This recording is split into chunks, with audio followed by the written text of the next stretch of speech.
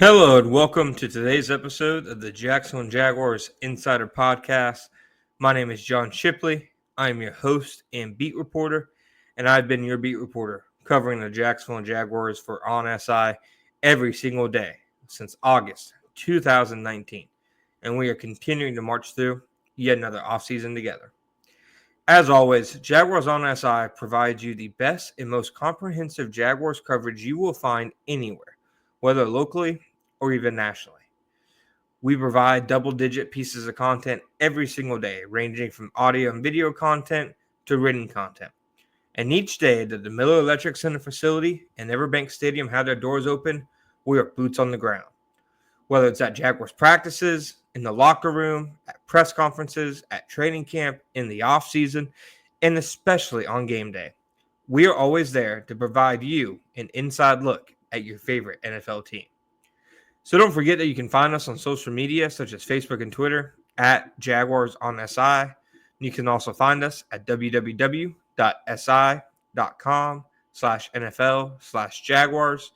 And never forget, all of our content is 100% free for you, the faithful fans of Duval. Hello and welcome to today's episode of the Jacksonville Jaguars Insider Podcast. Today we are talking about things have now been shaken up in the NFL draft, and from the Jaguars, the New York Giants signed Russell Wilson to a one-year deal this week. They have also previously signed Jameis Winston to a 2-year deal, and they also have a walking meme as their third quarterback in Tommy DeVito. It's not a good quarterback room. There's still not a good NFL starter in it, but it at least has some veteran depth and some guys who have a lot of experience, and Wilson and Winston.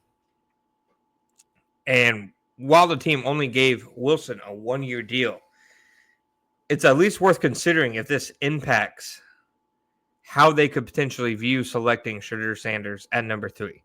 Now, the Giants have this entire offseason looked like the sweet spot for Sanders just because they are really by far the most quarterback-desperate team in the NFL, hence their pursuit of Aaron Rodgers, hence the one-year deal they just gave to Russell Wilson. Hence them also signing Jameis Winston, etc. Brian Daboll and Joe Schoen are on the hot seat. They need to find some kind of answer at the quarterback position to help them win games this season. Now, just looking at it, my first impression, logically, is that this means the Giants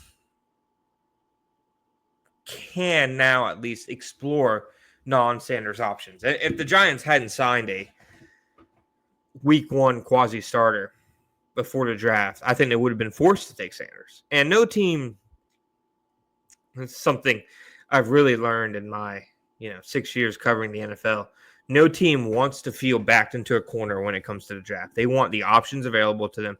They don't want to feel like they are being forced to make a pick. And had the Giants not signed a quarterback, even one of Wilson's mediocre caliber, they still would have likely felt forced to make the Sanders pick, just because, as we've said constantly over the years on Jaguars on SI and on this podcast, for a lot of general managers and coaches, the draft is about preserving job security. It's not about what's best for the team down the road in 10 years, etc. It's what's best about, okay, how do I keep my role in this organization?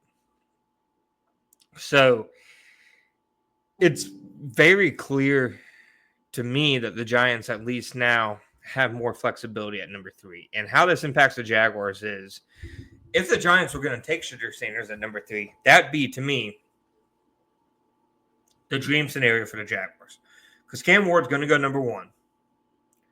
If a non-quarterback, I'd imagine Abdul Carter or Travis Hunter goes number 2. Giants take quarterback number 3.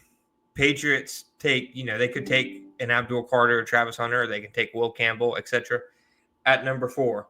That leaves the Jaguars 2 of the 4 blue chip talents in this draft to pick from.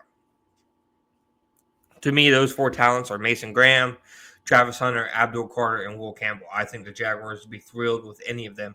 But to have the option to actually decide between them is an absolute home run ideal scenario for the Jaguars. It's how they could potentially get an elite player like Travis Hunter, like Abdul Carter. So I wouldn't say Russell signing with the Giants is good for the Jaguars, Perhaps the Giants are still interested in drafting Shadur Sanders at number 3, giving them a guy who can learn behind Russell Wilson, for a year, and then be the long-term quarterback answer that John Mara is clearly looking for. The Giants regime could give themselves really an insurance policy if they take Shadur. They can say to Mara, hey, we picked this guy, just let us develop him, etc., etc. That has oftentimes worked on NFL owners.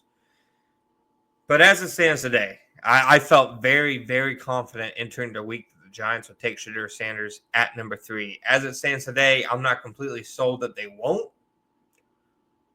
But I do think there is now a rising probability that they go elsewhere and they take one of the elite players in this draft, whether that's Abdul Carter or Travis Hunter. Thank you guys for listening to today's episode of the Jacksonville Jaguars Insider Podcast. My name is John Shipley. Back next time.